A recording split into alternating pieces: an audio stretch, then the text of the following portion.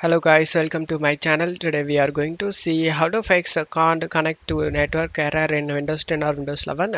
Let's fix it guys. Method 1, you just need to go to search menu and type settings. On left side select network and internet. On right side select Wi-Fi.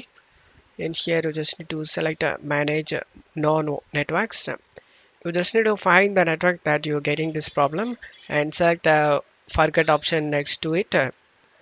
And after doing this, we just need to select the Wi-Fi network option and click on this arrow and connect to your network. Uncheck this connect automatically and select connect and type your password